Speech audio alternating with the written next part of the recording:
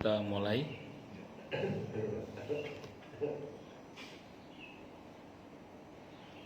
Nunggu kamera on dah. Tapi ini buat ini aja. Sama nih. Oh nggih. Publish. Oh nggih nggih. Nggih.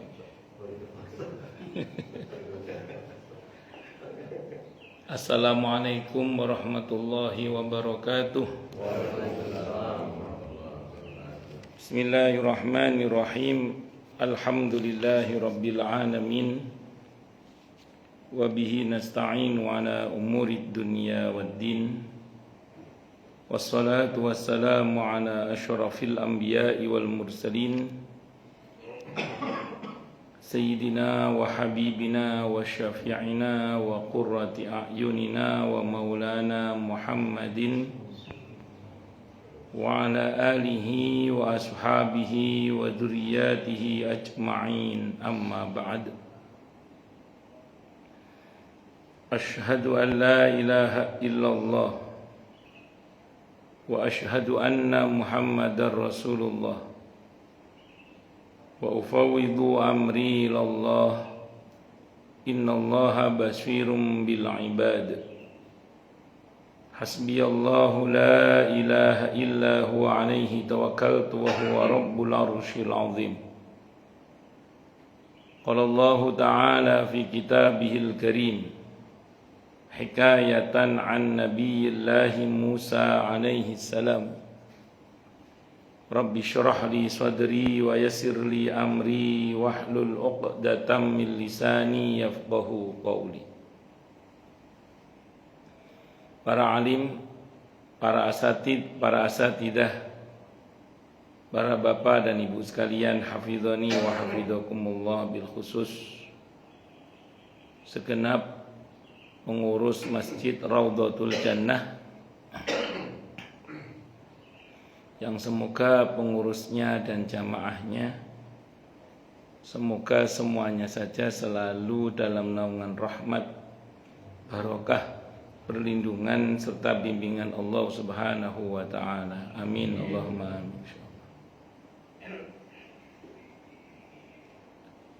Allahumma inna nas'aluka ilman nafi'a wa rizqan thayyiba wa amalan mutaqabbala wa fatahallahu alaina futuhal arifin. Allahumma inna na'udzubika min ilmi la yanfa' wa amali la yurfa' wa qalbi la yakhsha' wa du'a la yusma'. Allahumma ati anfusana taqwaha wa zakkiha anta khairu man zakkaha anta waliyuha wa maulaha. Amin Allahumma amin insyaallah. Masih melanjutkan kajian kita. Kali ini kitab At-Tadhkirah karya Al-Imam Al-Qurtubi rahimahullah rahmatan wasi'ah wa rahimallahu ulama al-muslimin. Qala al-muallif rahimahullahu ta'ala wa nafa'ana bihi wa bi'ulumihi fid dharain amin. Bismillahirrahmanirrahim. Waruya, dan diriwayatkan an Anasin, dari sahabat Anas ibn Malik radhiyallahu anhu. Qala, beliau berkata, qala, telah bersabda siapa Rasulullah sallallahu alaihi wasallam. Apa sabda beliau? Aksiru dzikral mauti. Aksiru, perbanyaklah. Dzikrul mauti, menyebut dan mengingat kematian. Fa innahu, maka sesungguhnya banyak menyebut dan mengingat mati itu yumahhisudz dzunuba, bisa melenyapkan dosa-dosa. Jadi kalau kita banyak menyebut dan mengingat mati itu bisa membersihkan dosa-dosa. Pertama, ini rumus dasar ya. Banyak menyebut dan mengingat mati itu perintah. Berarti kalau kita taati, berpahala. Setiap pahala dihadirkan, dosa dihapus. Surah Hud ayat 114. innal hasanati yudhibnas sayyi'at dzalika dzikra lidzakirin. Sesungguhnya kebaikan-kebaikan itu bisa menghapus keburukan-keburukan, dan itu pelajaran bagi yang mau mengambil pelajaran. Jadi setiap kali kita ngobrol dengan pasangan, dengan anak-anak, dengan keluarga, dengan siapapun tentang kematian, terus disertai dengan persiapan untuk menghadapi kematian, dengan meningkatkan ibadah dan amal soleh, dengan menguatkan harapan kepada Allah agar iman Islam kita dijaga, dengan berusaha mencetak generasi penerus yang soleh, dengan berusaha untuk investasi akhirat yang pahalanya terus mengalir, maka pantas kalau kemudian orang yang menyebut dan mengingat mati itu dosanya dihapus atau dibersihkan, karena memang begitu dampaknya.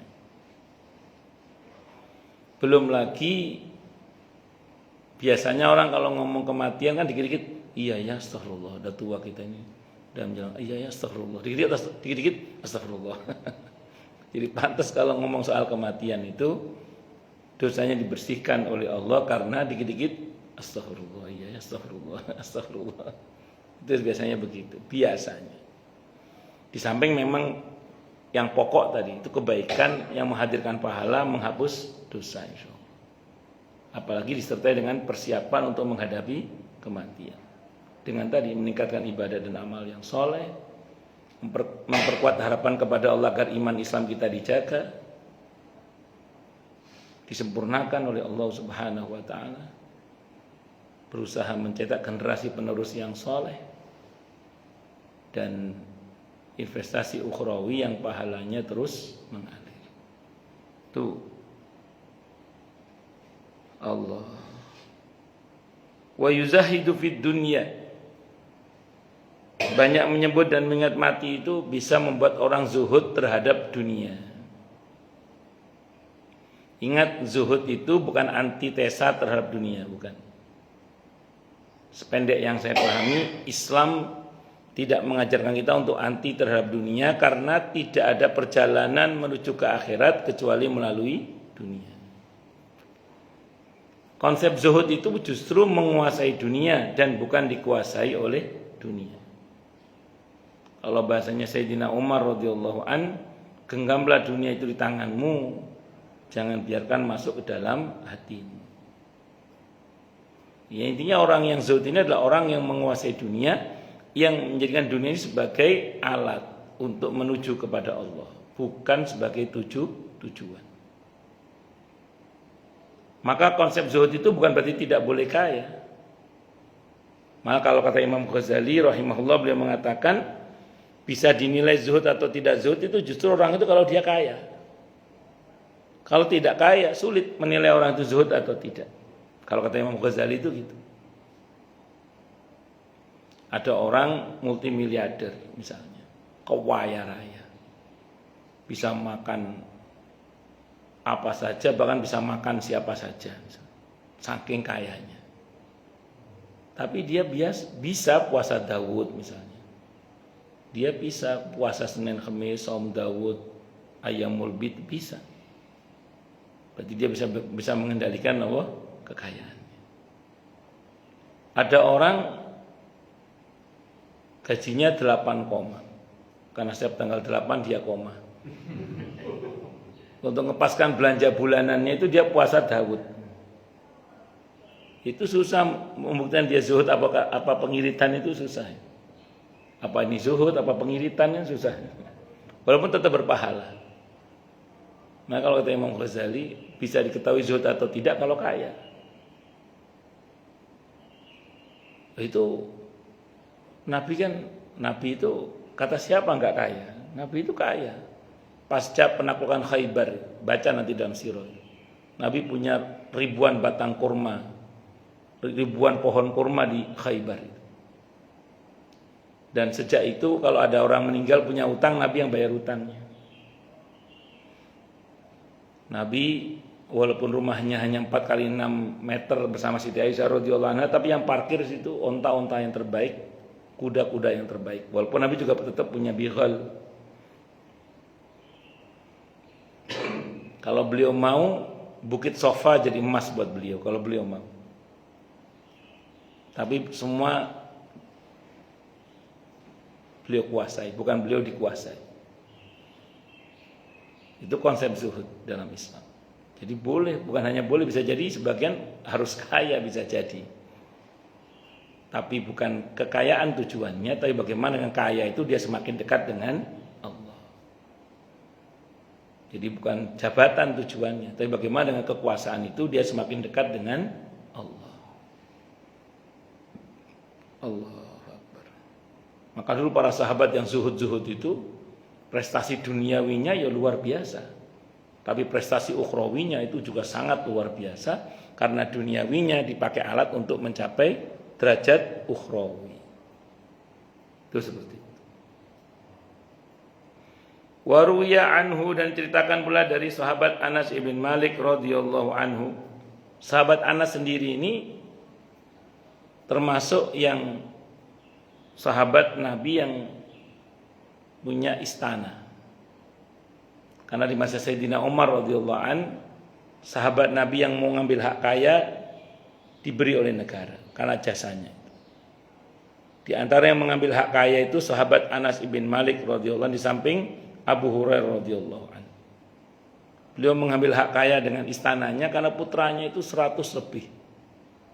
Ada yang mengatakan 119, 114. Ada yang mengatakan putranya 90 hafal Al-Quran, semua jadi ulama. Itu sahabat Anas ibn Malik radhiyallahu anhu. Jadi bukan istana tujuannya, tapi semua itu dipakai untuk semakin mendekat kepada Allah Subhanahu wa ta'ala. Wa ruwiya anhu, dan diriwayatkan pula dari sahabat Anas ibn Malik radhiyallahu anhu annahu, sungguhnya beliau qala berkata, saya salah. Wa ruwiya anhu, dan diriwayatkan pula dari Nabi kita Muhammad sallallahu alaihi wasallam annahu, sungguhnya beliau qala bersabda. Apa sabda Nabi kita Muhammad sallallahu alaihi wasallam? Kafa bil mauti wa'izon. Cukuplah kematian sebagai penasehat. Wa kafa bil mauti mufriqan, dan cukuplah kematian sebagai mufriqan atau mufarriqan, pemisah. Ini hadis riwayat At-Tabarani.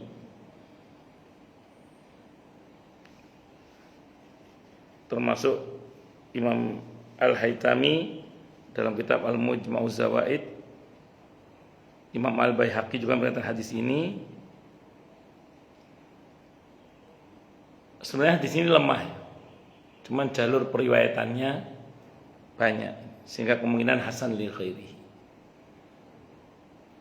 Dikatakan dalam riwayat ini, pertama, kafa bil mauti wa'izon. Cukuplah kematian itu sebagai penasehat. Penasehat yang diam itu ya kematian itu. Maka kalau ada orang kok tidak ternasihati oleh kematian, kemungkinan hatinya mati atau keras hatinya. Maka setiap kali kita mendengar ada teman kita dipanggil oleh Allah, itu hendaklah jadi pelajaran. Ini sekarang teman saya, hanya soal waktu untuk saya akan dipanggil oleh Allah.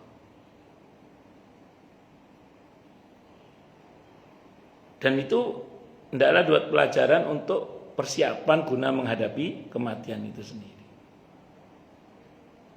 Berapa banyak orang yang sakit tidak mati-mati? Tidak, ada orang yang nggak tahu kabarnya kapan sakitnya, tahu-tahu mati.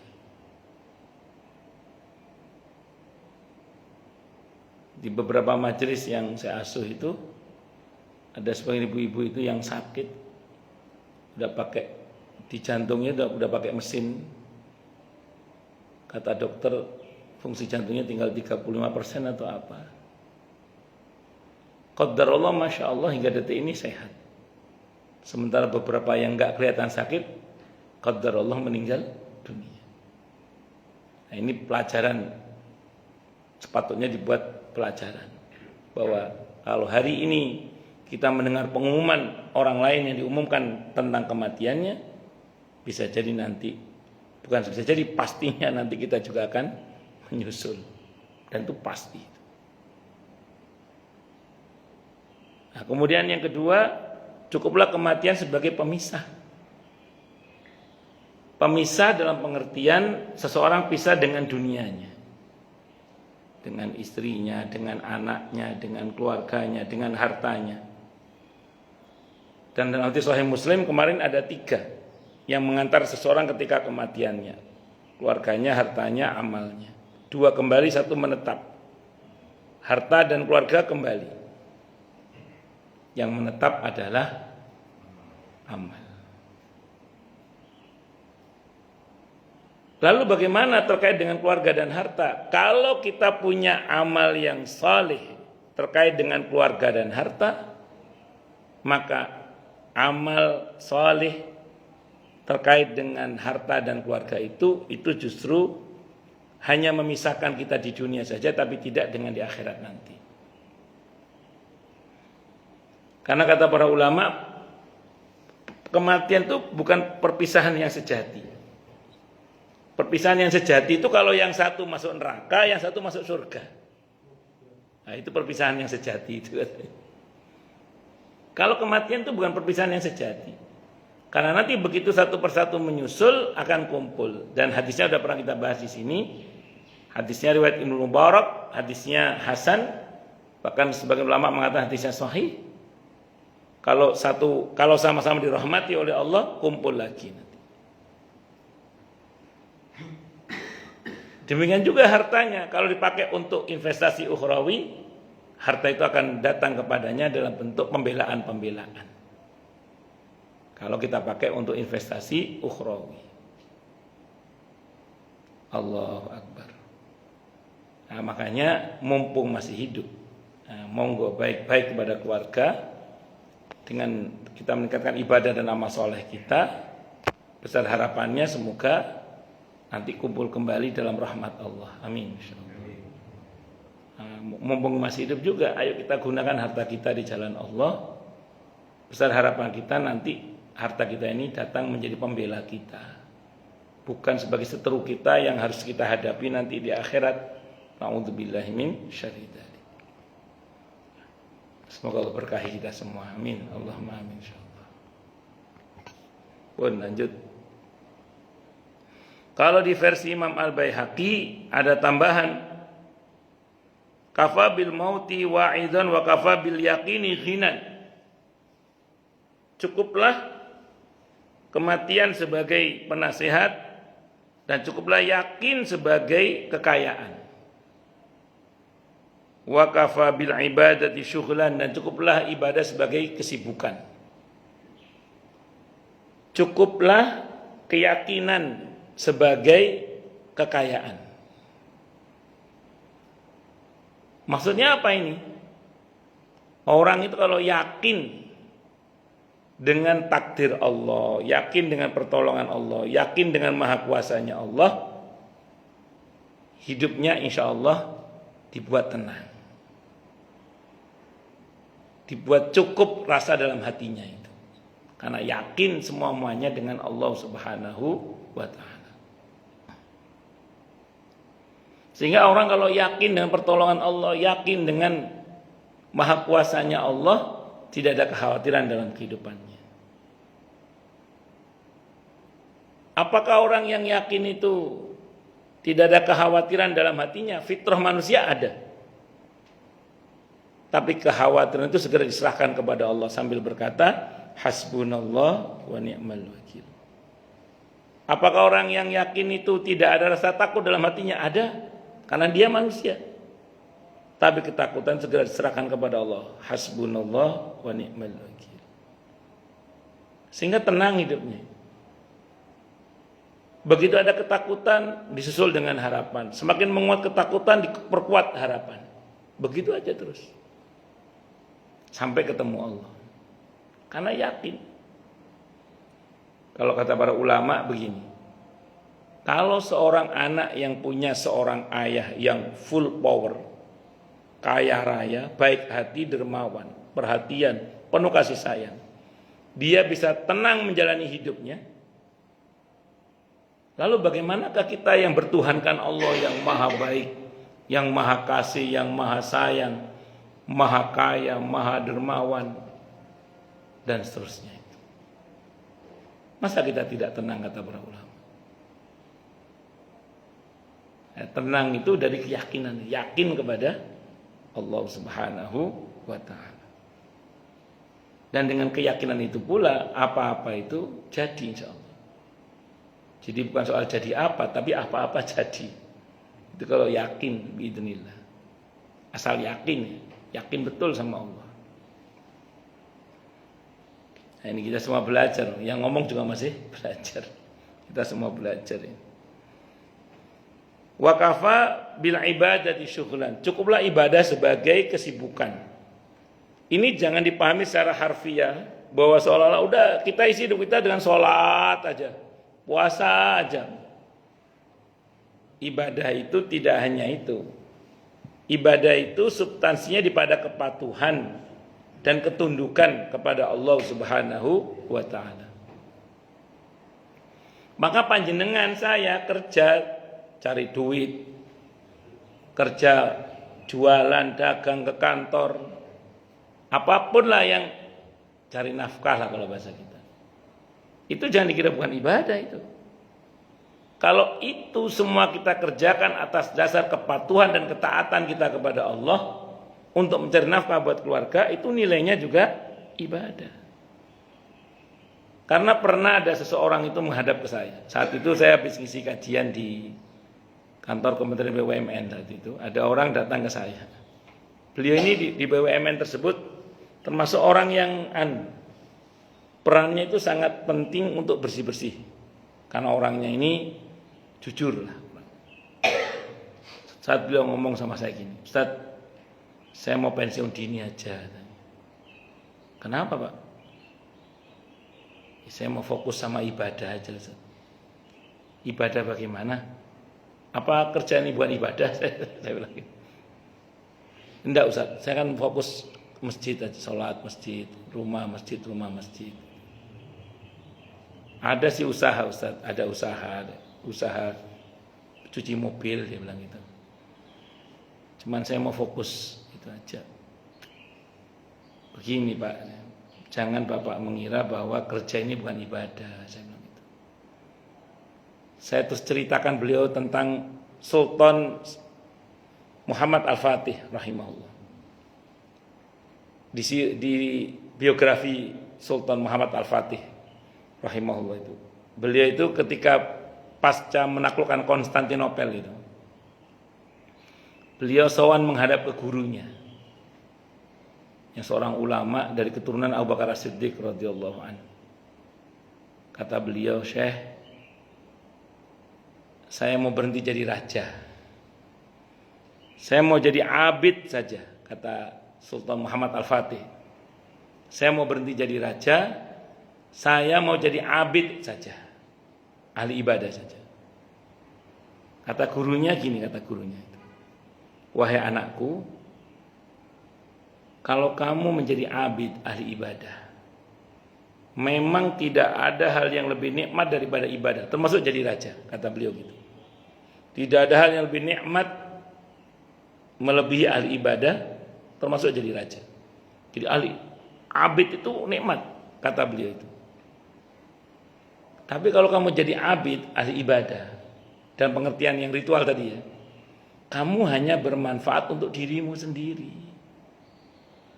Tapi kalau kamu jadi raja, dan beliau tahu ini adalah orang yang soleh, orang yang baik, kamu bermanfaat bagi banyak orang, dan itu lebih baik bagimu. Karena khairun nas anfa'uhum linnas. Sebaik-baik manusia adalah yang paling baik, yang paling bermanfaat bagi manusia yang lainnya.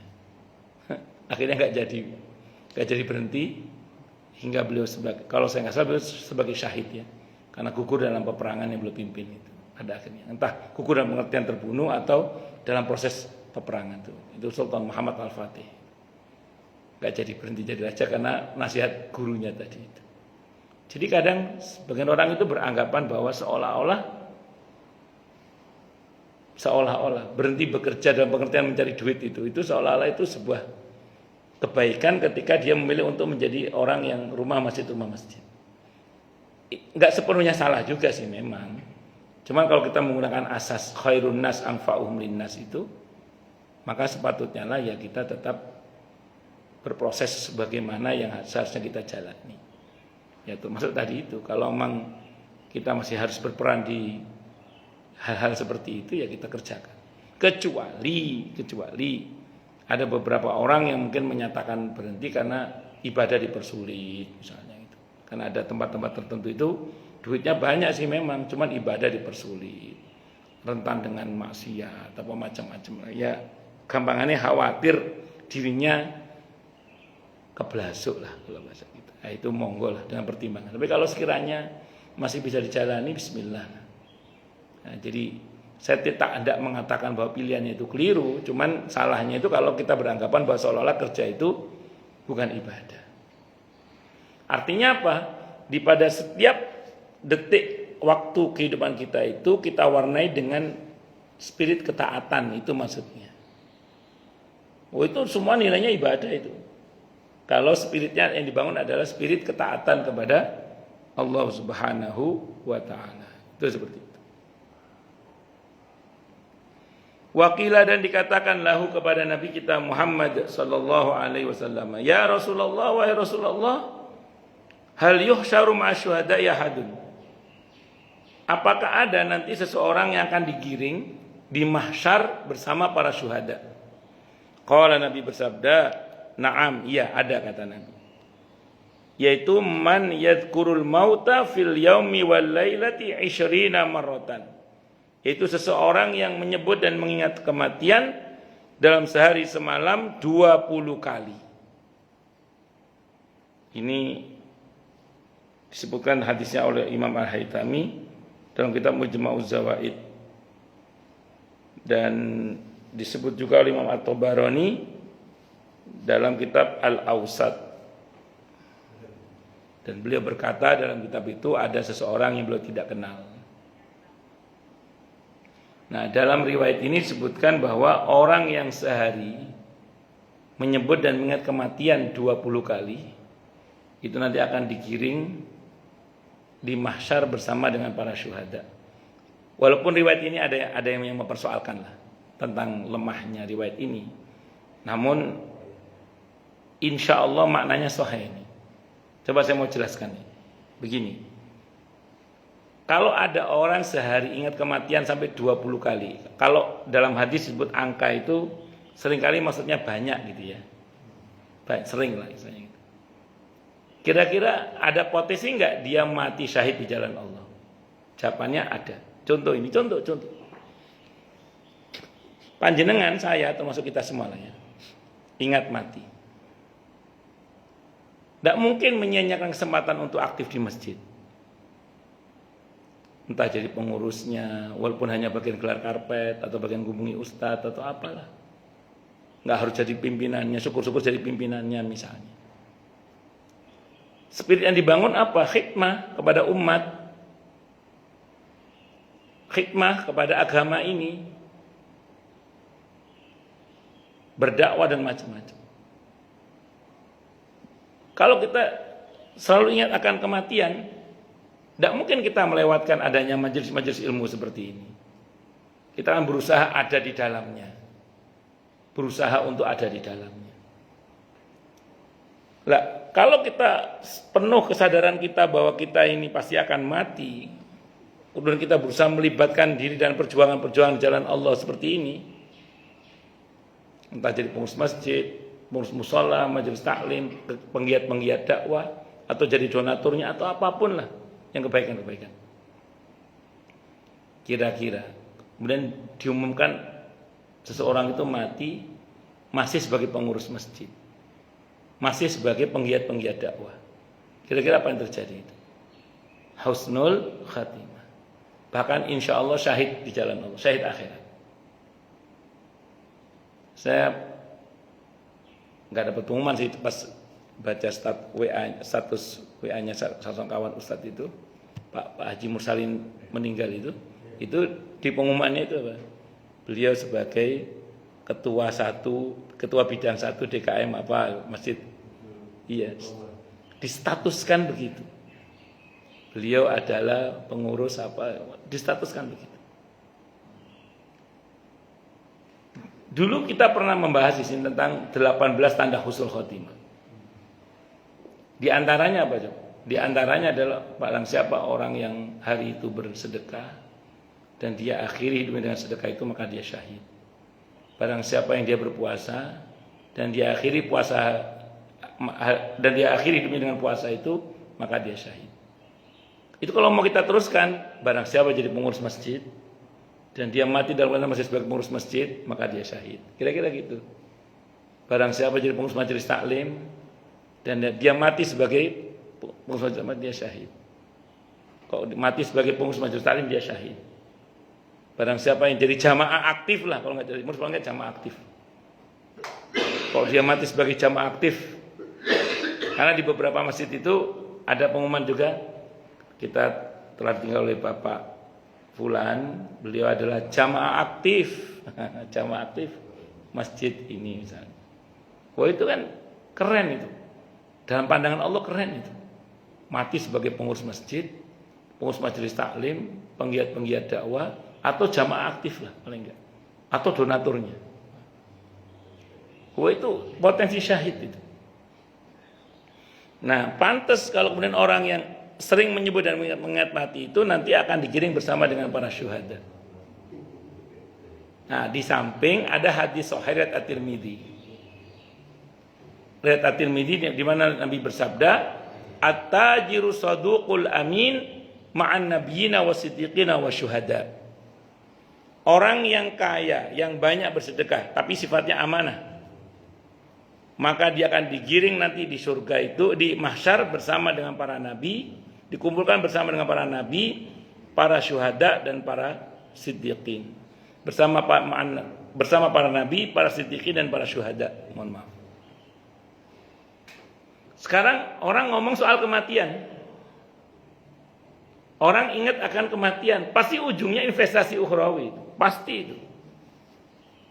Orang itu kalau ngomong kematian pasti ujungnya itu investasi ukhrawi.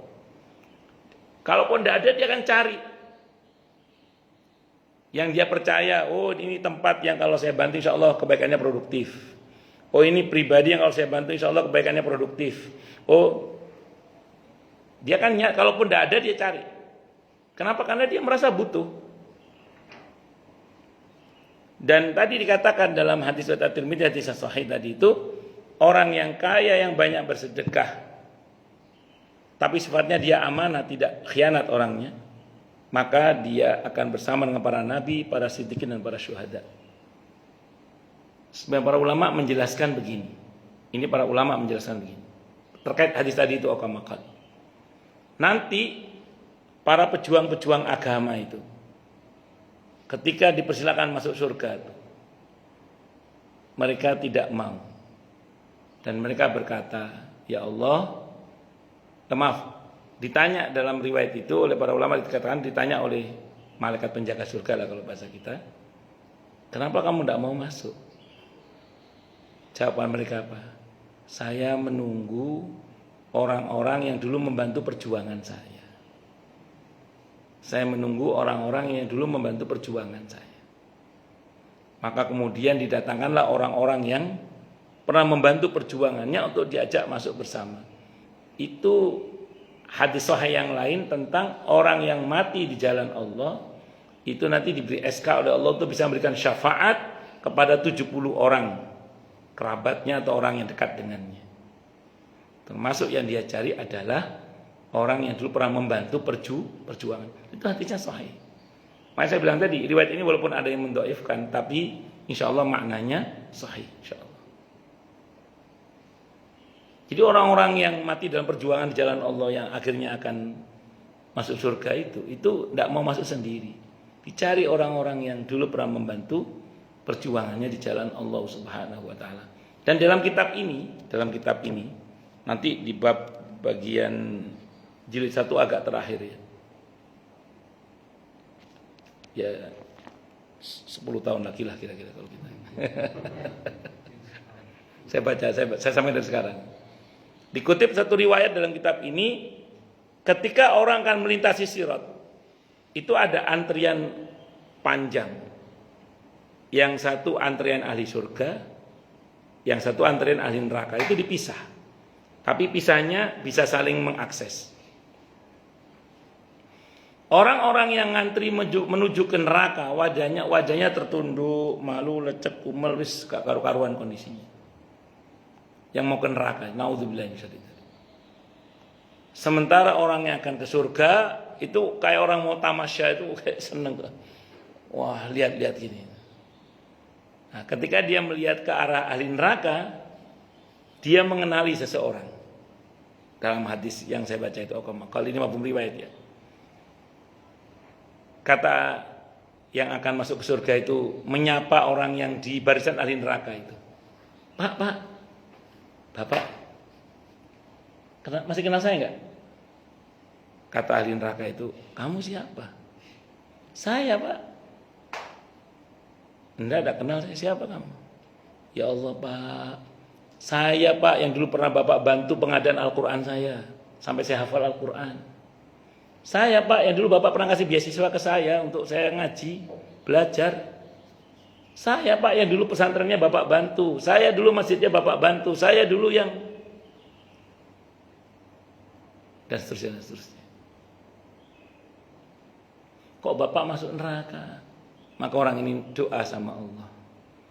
Ya Allah, orang ini banyak membantu saya dalam perjuangan saya. Bla bla bla tadi. Tolong ya Allah, bersamakan beliau dengan saya masuk surga. Dan Allah kabulkan. Itu diantara kenapa riwayat ini disebut sahih maknanya itu karena samping hadis yang saya bacakan tadi itu kata para ulama anjingnya ashabul kahfi saja itu masuk surga, apalagi manusia yang membantu dakwahnya para pejuang-pejuang di jalan Allah Subhanahu wa taala. Nah, umumnya saya ulang, umumnya orang kalau bicara mati itu ujungnya biasanya investasi ukhrawi. Bahwa dia bicara tentang wasiat, bicara tentang masalah warisan, bicara tentang bagaimana setelah dia meninggal keluarganya itu silakan aja. Tapi biasanya sih ujungnya itu sudah cukup nggak bekal saya menghadap kepada Allah nanti. Nah, sudah cukup nggak bekal kita nanti menghadap kepada Allah. Maka diusahakanlah usaha-usaha ibadah yang pahalanya terus mengalir. Itu seperti itu. Pun lanjut. Wa qala As-Suddi, dan berkata Imam As-Suddi fi qouli ta'ala ketika menjelaskan firman Allah taala di surah Al-Mulk ayat 2, alladzi khalaqal mauta wal hayata liyabluwakum ayyukum ahsanu amala. Allah yang telah menciptakan kematian dan kehidupan untuk menguji kalian siapa di antara kalian yang paling baik amal perbuatannya. Ai aktsarukum lil mauti dzikran. Maksudnya kata As-Suddi rahimahullah adalah orang yang paling banyak di antara kalian mengingat mati. Walahu ahsana isti'dadan, dan yang paling bagus persiapannya untuk menghadapi kematian. Wa minhu asyaddu khaufan wa hadaran, dan yang paling sangat takut dan khawatirnya. Kalau diartikan takut sebenarnya kurang tepat. Karena orang takut mati itu penyakit, tidak boleh. Tapi untungnya ada kata-kata wahadaron, antisipasi. Jadi karena khawatir, karena takut matinya buruk, maka diantisipasi dengan hal-hal baik, semoga matinya menjadi baik. Jadi kalau diartikan yang paling dahsyat ketakutannya terhadap kematian, ini masalah. Karena takut mati itu penyakit. Untungnya ada kata-kata wahadaron. Wahadaron itu maksudnya berhati-hati mengantisipasi kematian itu. Kalau itu benar kalau itu. Jadi saya mau terangkan gini. Yang paling banyak menyebut dan ingat mati sudah saya bahas. Yang paling bagus persiapannya menghadapi kematian sudah saya bahas tadi kan. Itu perbanyak ibadah dan amal yang soleh, perkuat harapan kepada Allah agar iman Islam kita dijaga sehingga kita mati sebagai seorang muslim, mukmin, muttaqin, amin insyaallah. Kemudian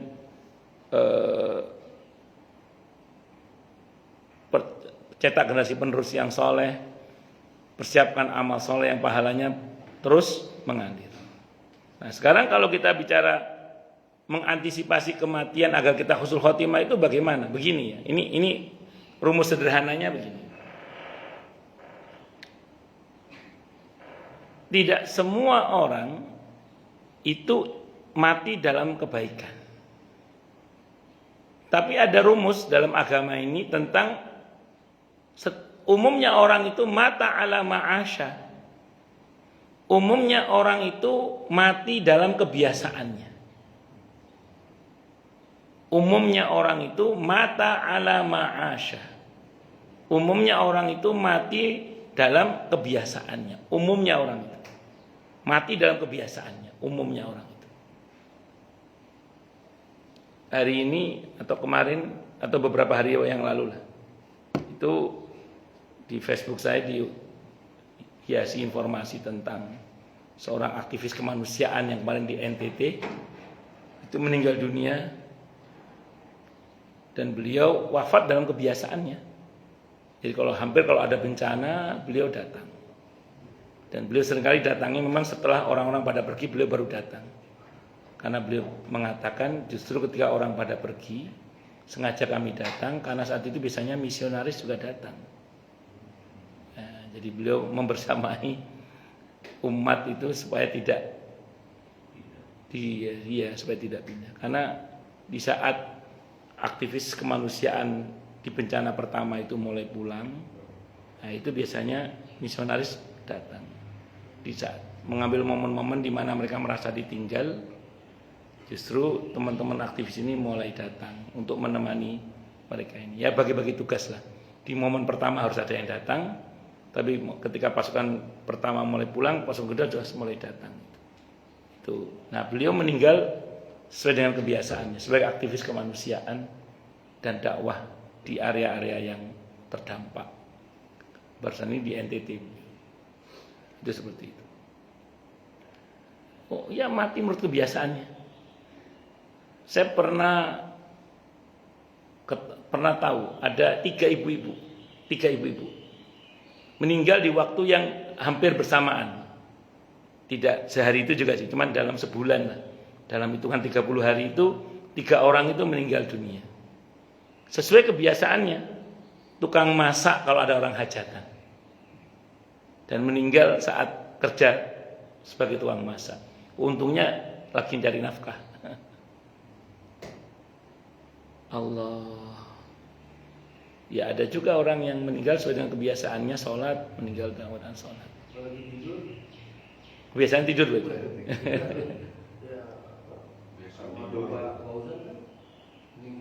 Siapa? Oh gitu. Ya, makanya gini, ini rumus Pak, ini rumus. Enggak, ini rumus. Enggak, ini rumus saja. Nanti menjawab tidur itu juga. Kata para ulama itu gini.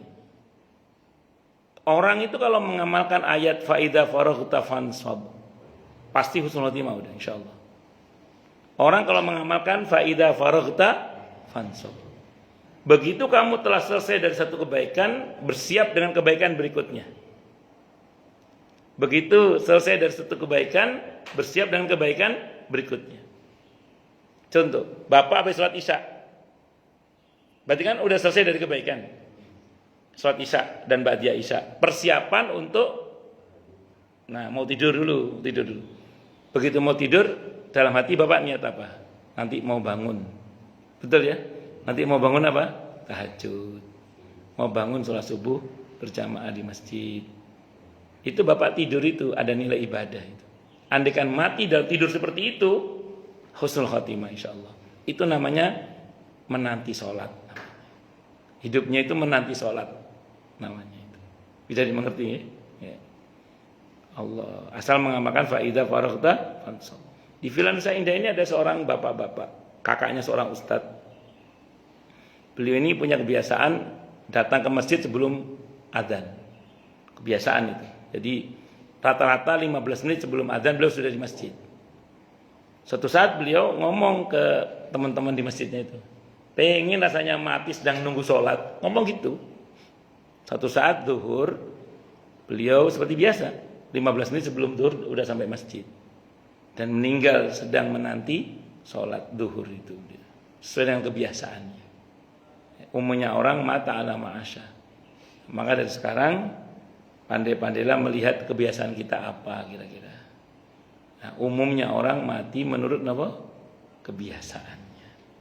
Semoga kita punya kebiasaan yang baik yang Allah ridhoi dan Allah wafatkan kita dalam keadaan Allah ridho, husnul khatimah, syahid di jalan Allah Subhanahu wa taala. Amin. Allahumma. Baik, silakan yang mau tanya, protes, marah boleh silakan.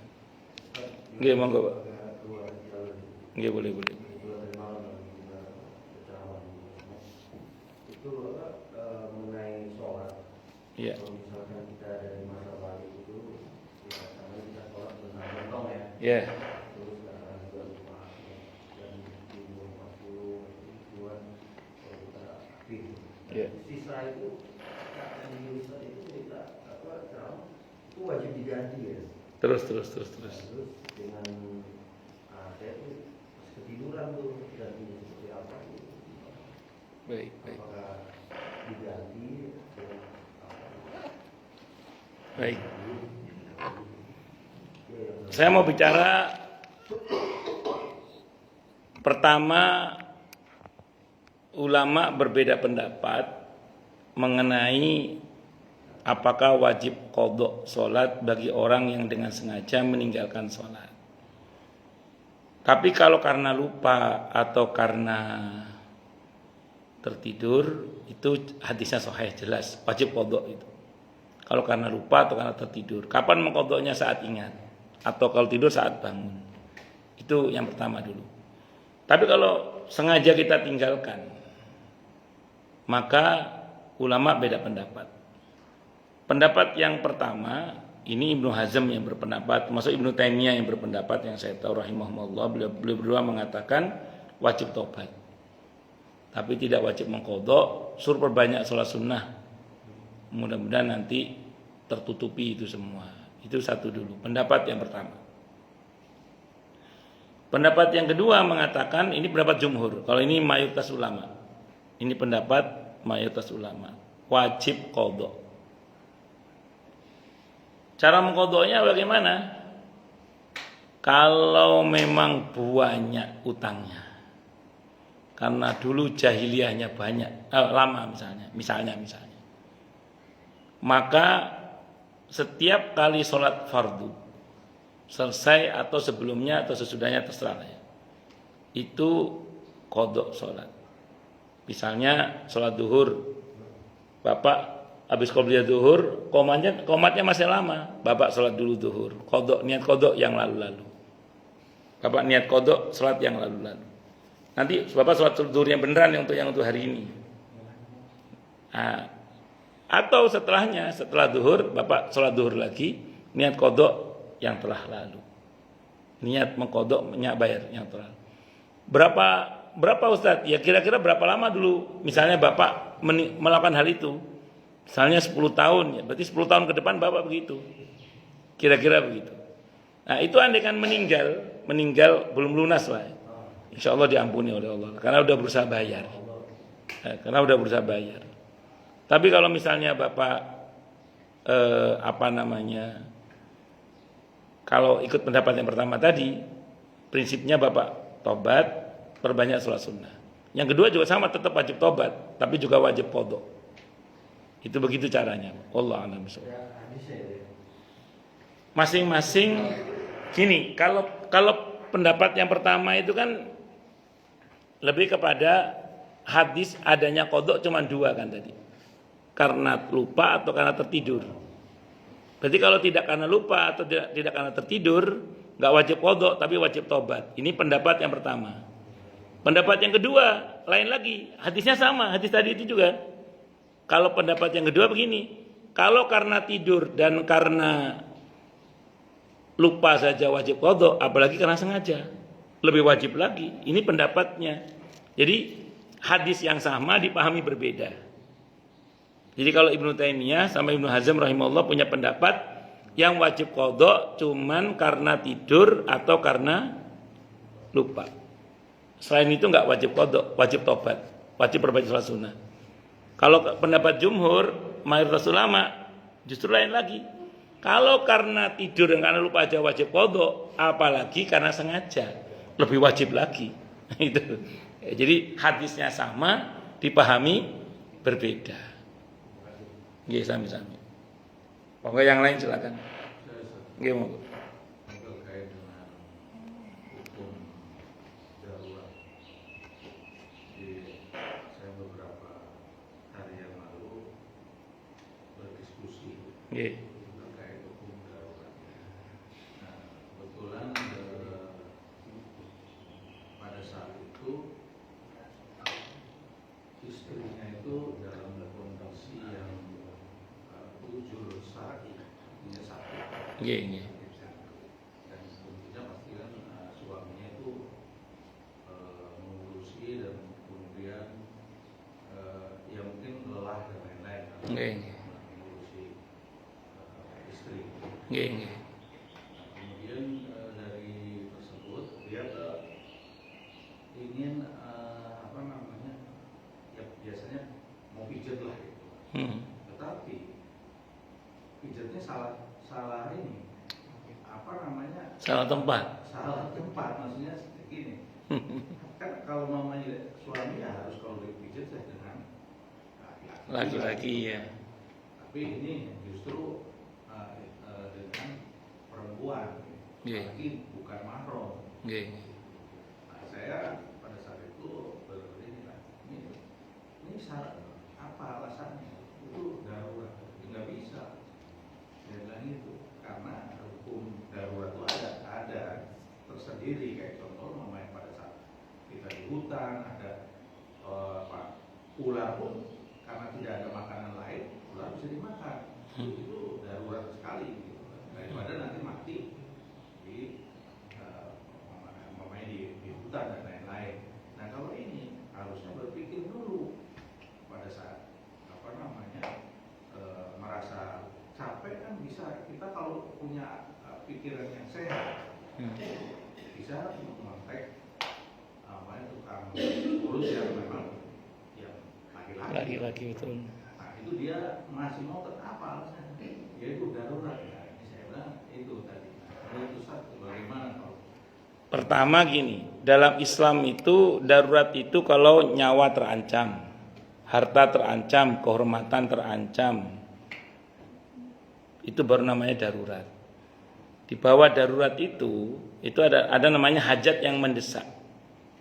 Kalau lihat dari cerita panjenengan tadi, itu nggak masuk darurat. Nyawa nggak terancam, bisa cari yang lain kan maksudnya gitu.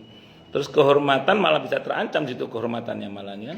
Masih bisa justru kalau dia pijit ke perempuan kan bisa terancam kehormatannya, justru malah bahaya. Justru harus dihindari kan begitu. Kemudian yang ketiga, apalagi mohon maaf dalam kondisi istri sakit kan, fitnahnya bisa potensial besar itu. Justru ulo maran kepuk itu namanya. Nah, yang ketiga, harta tidak terancam juga kan, artinya andaikan dia nggak pijit ke perempuan itu hartanya tetap baik-baik saja. Jadi unsur darurat nggak masuk di situ, nggak masuk. Jadi darurat itu kalau harta terancam, nyawa terancam, kehormatan terancam, atau anggota tubuh terancam itu baru. Misalnya, naudzubillah ya, kondisi sakit di mana harus segala diambil tindakan dan tidak ada lagi tukang pijit kecuali perempuan itu, ya itu baru namanya darurat itu. Kalau masih ada pilihan nggak bisa kalau ada pilihan. Jadi disebut darurat itu kalau nggak ada pilihan, masih ada pilihan nggak bisa. Satu dulu. Jadi tidak masuk darurat. Yang kedua, atau hajat yang mendesak. Kalau hajat mendesak boleh. Hajat mendesak itu kalau kata para ulama tanzilu manzilatat darurati fi ibahatil mahdhurah. Hajat yang mendesak itu menduduki kedudukan darurat dalam hal diperbolehkannya sesuatu yang dilarang. Hajat yang mendesak. Contoh gini misalnya, nggak ada lagi yang lain tukang pijat kecuali ini.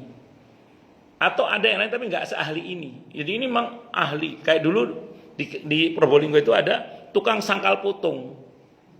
Perempuan itu banyak yang datang itu. Laki-laki juga banyak datang karena memang ahli. Yang lain ada juga cuman nggak seahli ini gitu. Itu namanya hajat yang mendesak namanya. Dan itu pun rame-rame dilihat orang banyak, tidak sendiri, tidak khalwat, ditemani oleh istrinya atau apalah gitu. Nah, model begitu nggak apa-apa. Jadi memang dia punya keahlian yang tidak dimiliki oleh orang lain. Jadi ini ahlinya, skillnya memang ini. Tapi tadi tetap jangan khalwat, tidak boleh khalwat. Itu namanya hajat yang mendesak. Mungkin misalnya untuk kasus sakit tertentu butuh tukang pijat tertentu yang punya skill nggak semuanya. Kayak kasus maaf ya hernia misalnya itu. Itu ada trik mijat tertentu dan itu hanya orang tertentu, nggak semua orang bisa itu. Gitu. Kok qadarullah yang ada perempuan gitu. Laki-laki nggak ada yang bisa. Nanti yang ada malah tambah. Nah, itu namanya hajat yang mendesak namanya. Nah, kalau contoh gini deh, saya kan berusaha ya ketika istri hamil itu pokoknya cari dokter spesialis kandungan itu yang perempuan, berusaha pokoknya sebisa saya berusaha. Setelah saya pernah salah orang, namanya itu cantik, ternyata isinya itu laki-laki. Yo, tapi belakangan saya baru tahu ternyata yang nangan itu bidan, bukan apa namanya, bukan dokternya langsung misalnya gitu. Ada jamaah saya juga nanya ke saya, Ustadz, saat itu beliau tinggal di Pondok Permai sana. Saat itu sampai sekarang sih jalanannya kan nggak bagus jalanannya. Ustadz, saya hamil, mau periksa dokter perempuan kandungan itu adanya di Ananda Rumah Sakit Ananda itu. Nah, saya kalau ke situ Ustadz, granjul jalannya itu, takut dengan kandungan saya. Nah, di dekat rumah ada Ustadz, dokternya laki-laki. Pilih yang mana Ustadz? Ke Ananda, jalannya grajul itu, takut kandungannya bahaya kan? Atau ke dokter dekat rumah tapi laki-laki. Saya bilang ke dekat rumah aja, saya bilang laki-laki itu. Daripada dia terancam kandungannya atau ibunya, itu namanya terpaksa namanya. Itu mungkin tidak darurat, tapi hajat yang mendesak karena keperluan tadi itu. Wallahu a'lam bishawab. Nah, kalau menurut saya dari cerita jenengan ini, wong tukang pijet lanang akeh. Bukan kasus yang sifatnya khusus kan, dan bukan butuh pengembangan ahli yang khusus juga. Ya, menurut saya sih tidak masuk unsur darurat, tidak masuk dalam kategori hajat yang mendesak. Menurut saya. Jadi nggak ada alasan kalau ke perempuan itu berarti harus cari laki-laki. Kalau udah pegel banget gitu, kok udah pegel banget ada 2 tahun nggak bikin, yang ada bikinnya delta tuh kan.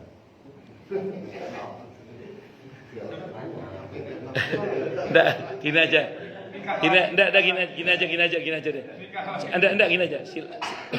Jujur pada diri sendiri aja. Oke, enggak yang lain silakan.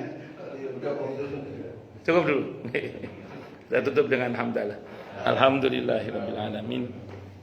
Semoga kajian kita bisa bermanfaat, mubarakah fi dini wa dunya wal akhirah untuk kita, keluarga kita dan seluruh umat Islam semuanya, dan mudah-mudahan kita semua dijadikan oleh Allah sebagai orang-orang yang sukses dunia akhirat, selamat dunia akhirat, bahagia dunia akhirat, dan dipermudah setiap urusan kita oleh Allah fi dini wa dunya wal akhirah. Semoga Allah limpahkan hidayah selalu untuk kita, semoga Allah tingkatkan selalu hidayah untuk kita, dan semoga Allah berikan hidayah untuk siapapun yang melihat kita. Subhanakallahumma bihamdika asyhadu an la ilaha illa anta astaghfiruka wa atubu ilaik. Sallallahu alaihi Muhammad wa ala alihi wasallam. Saya mohon maaf. Assalamualaikum warahmatullahi wabarakatuh.